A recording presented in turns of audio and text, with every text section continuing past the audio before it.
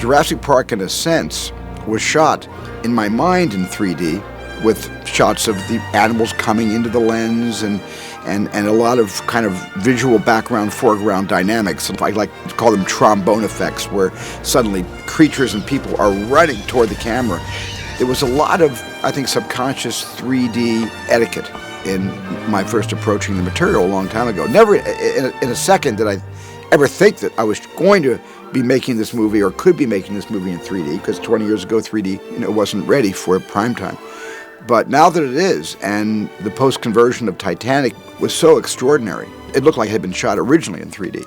That was the first time that I thought the people that did the conversion for Titanic, perhaps they could do the same thing for Jurassic Park.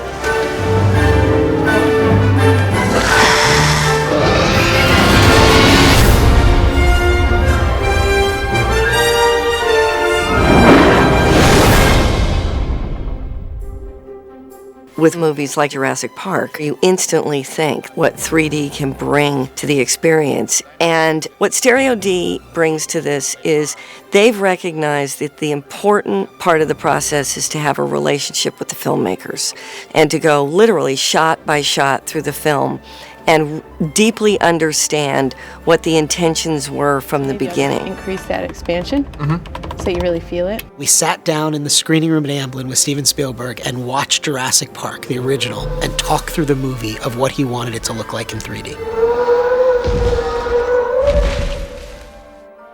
He had such a seriousness about going back in to get inside the regular storytelling of the feature film and then see what 3D could do to augment it or enhance the experience. The steps are very simple. The artists at Stereo D do a shot, and they show it to you, and they ask for your comments. And it works great because I'm able to have a reaction on behalf of the filmmaker that I am and on behalf of the audience that I think I am. Hey, look! I think what you'll find when you see the movie completed is that he's gone in and looked very carefully at each of those defining moments and found just exactly what the calibration might be for a 3D experience.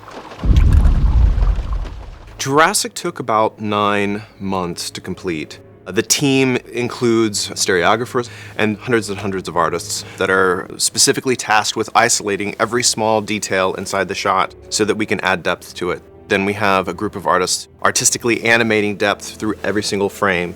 And then at the end of the process, we have a talented group of painters and compositors who reassemble everything, and especially in a jungle with rain, they have a lot of work to do.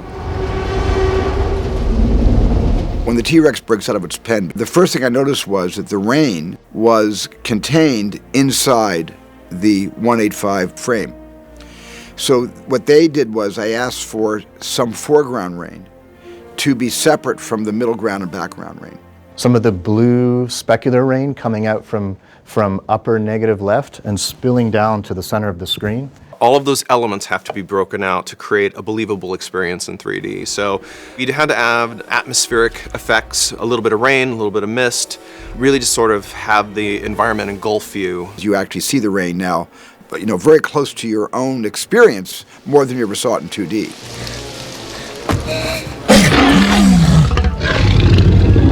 So when those kids are inside the Explorer and the dinosaur's head drops down by the window, now he's very excited about what that can feel like in a 3D format. And for the first time, because of the 3D, you really get a sense that you're trapped along with them. You actually feel the walls of that car itself closing in on you. The shot where in the side mirror it says some things may look closer. It gets a great laugh in 2D, but in 3D, it's fantastic. Look out! Down! And with a little bit of enhancement, some branches breaking off and a few little splinters coming at right between your eyes. I mean, it's like cranking the excitement up from a 7 to a 9. When you start getting into dinosaurs in 3D, it opens up all sorts of possibilities. I like scale, I like spectacle of seeing the Brachiosaurus and the big T-Rex there, but I also like the moving camera shots, the Gallimimus stampede and all that stuff.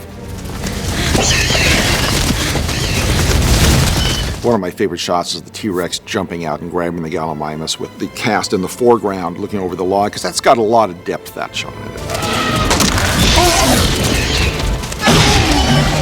Jurassic Park isn't just a dinosaur movie, it's a survival movie.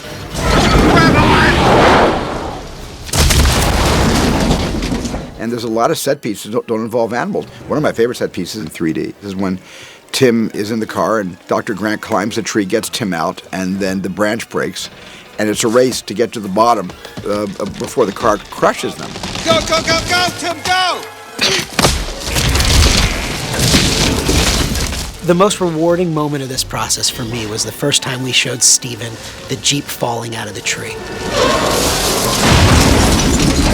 He watched it for the first time, the lights came on, and he said, I haven't seen that moment that way since the day we shot it. And it means we did it right. The kitchen scene works great in 3D because there's so much distance between the end of the long counters and the door where the two raptors enter. So you really get a tremendous sense of perspective, which we never really had before in just 2 dimensions. Film, even 3D film, is all up front, but sound is all around you. And it's the way we hear the world. We see up front and we hear 360 degrees. So I try every trick in the book to wrap the audience in sound when appropriate, because I think that too, like 3D, makes you feel like you're in the movie. Clever girl.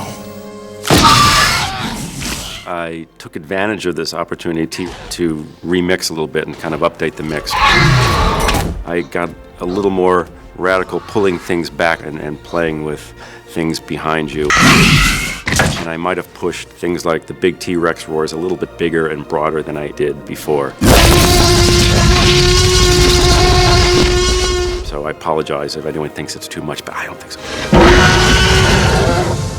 I'm really proud of Jurassic Park because it was the first movie in history where the principal characters were digitally created and intercut with a great full-size live-action Stan Winston animal.